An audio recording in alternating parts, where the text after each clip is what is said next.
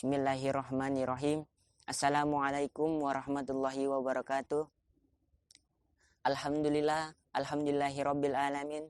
Wa bihi nasta'inu ala umuri dunya waddin. Wassalatu wassalamu ala asyrofil anbiya'i wal mursalin wa ala alihi washabihi ajmain. Puji dan syukur marilah kita panjatkan kepada Allah yang Rabbun Ghafur, yang menciptakan alam yang subur dan makmur, supaya kita bisa bertafakur sebelum masuk ke liang kubur.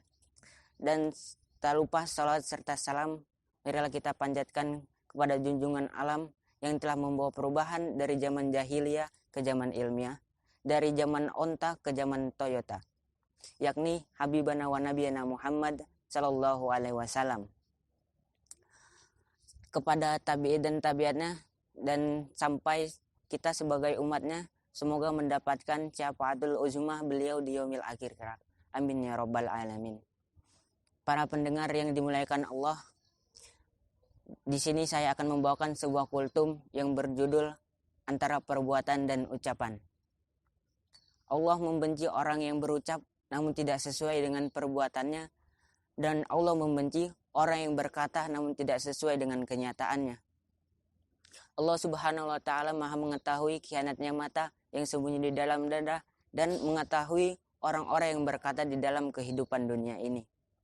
Di antara mereka ada yang berkata namun tidak melaksanakan perkataan mereka, dan di antara mereka pula ada yang berbuat dan perbuatannya bertentangan dengan apa yang dia katakan. Maka dari itu Allah Subhanahu wa taala menurunkan ayat yang ditujukan untuk orang yang tidak bisa mengamalkan apa yang dia katakan, dengan firman-Nya, A'udzu billahi minasy syaithanir rajim. Bismillahirrahmanirrahim. Ya ayyuhalladzina amanu lima taquluna ma la taf'alun. Kabura maqtan indallah an taqulu ma la taf'alun. Shadaqallahul azim. Yang artinya, wahai orang-orang yang beriman, mengapa kalian mengatakan apa yang tidak kalian laksanakan? Sungguh besar kemurkaan Allah jika kalian mengatakan sesuatu yang kalian sendiri tidak melaksanakannya. Surah As-Saub, surah ke-61 ayat 2 dan 3. Dalam surah ini Allah mengajarkan pelajaran yang sangat penting, dan di dalam surah ini terdapat pertanyaan yang melemahkan dan teguran yang tegas. Allah bertanya kepada mereka, orang-orang yang tidak bisa melaksanakan apa yang mereka katakan. Apa penyebab kalian hanya bisa berkata, namun tidak dapat melaksanakan apa yang kalian katakan? Dan juga ayat ini mengajarkan kita untuk berpikir sebelum berbicara atau melontarkan sebuah ucapan. Sungguh, orang itu bebas dan merdeka sebelum mengatakan suatu perkataan. Namun, setelah orang itu mengatakan suatu perkataan, orang tersebut menjadi tawanan dari kata-katanya sendiri. Para pendengar yang dimuliakan Allah, antara perbuatan dan ucapan terbagi 3 golongan. Golongan yang pertama, orang yang hanya berbicara namun tidak dapat melaksanakan apa yang dia katakan. Dan golongan yang kedua, orang yang berbuat namun perbuatannya bertentangan dengan apa yang dia katakan. Jangan sampai kita termasuk golongan yang pertama dan kedua.